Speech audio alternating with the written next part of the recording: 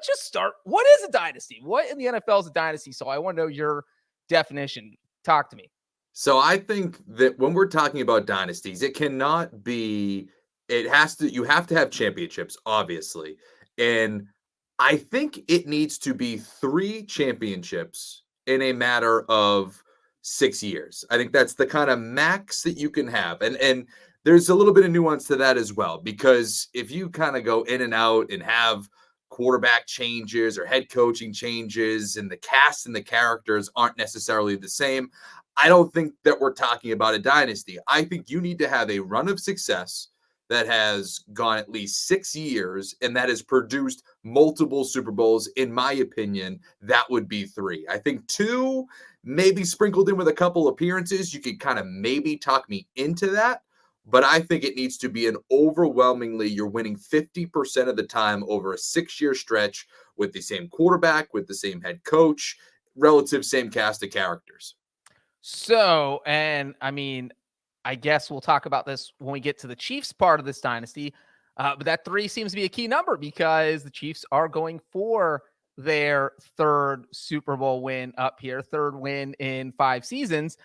And we can talk about a few of those teams that would fit Sully's definition. One team that wouldn't, the 1990s Buffalo Bills. They went to 4 straight Super Bowls. You don't see them.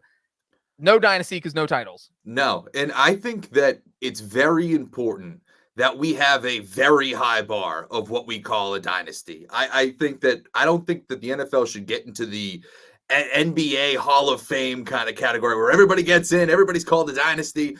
This is hallowed ground. We're talking about some of the greatest runs that this sport can produce. And if we're going to say just getting there is worthy of being called a dynasty, no. You need to win. You had a great run. I'm not really trying to dump on what you were able to accomplish, but there was another level that you could go to. There was another pantheon that you could bring yourself to. So as much as the Buffalo Bills were successful, they didn't meet that ultimate goal of getting a Lombardi trophy, and not even just not getting one, they didn't get multiple, which again was what I consider to be a dynasty. Okay, well, I'm glad you said no. I knew you were going to say no to that one, but this one I'm more interested in because this is a team the Bills lost to twice. This is the one I think really shapes the definition, and I don't know where to put them, and that is the 1990s Cowboys. They won 3 Super Bowls in 4 years. You mentioned one part of your definition was same quarterback, same head coach. Well, only 2 of those Super Bowls were with the same head coach because you had one with Barry Switzer. They did nothing really after that, nothing really before that in the 5 or 6 years before that. And so you're talking about a team that was basically great for 4 years, but has nothing else going on. So does that make you a dynasty, or is this, they had a great run, not a dynasty? No, I would still consider that one a dynasty. And as much as I say, oh, you do need the head coach and the quarterback, as And long as you have, and 6 years. 6 years criteria. I still consider that one a dynasty. You won 3 championships over a span of 4 years. I mean, that's still pretty remarkable. I'm talking about, I'm giving you the wiggle room from the 6-year window. I'm giving you the wiggle room to win 3 titles. You crunch it down in 4. That's fantastic. Go for it. But the fact that they were able to do that in such a short window, I would consider that a dynasty. Half a decade almost. That's very good. That is interesting. I'm sure you will not get any hate mail from Dallas now calling that a dynasty.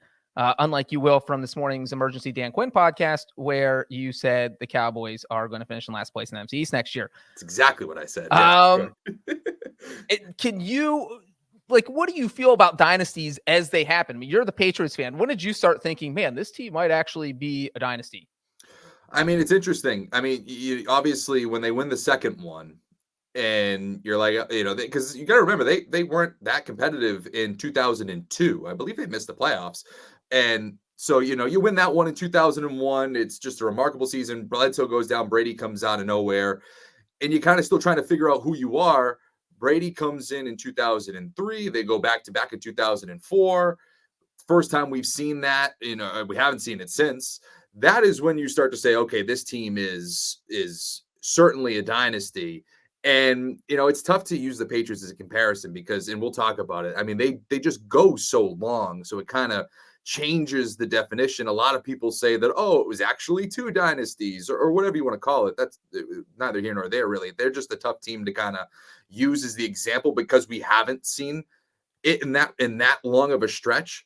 But to me, I think that, as weird as it sounds, honestly, the 2007 season to me was when it was okay. This team is just a different stratosphere of a run that we're seeing in the NFL. Obviously, didn't win the Super Bowl, but they were a team clearly. We're going on a different level, different pantheon, and those later Super Bowls were massive for their overall arc. But I think pretty early on, when you start to see them win that second one, and the fact that they're bringing in Rodney Harrison and they're adding these weapons on defense, that's when you see them going to a different level.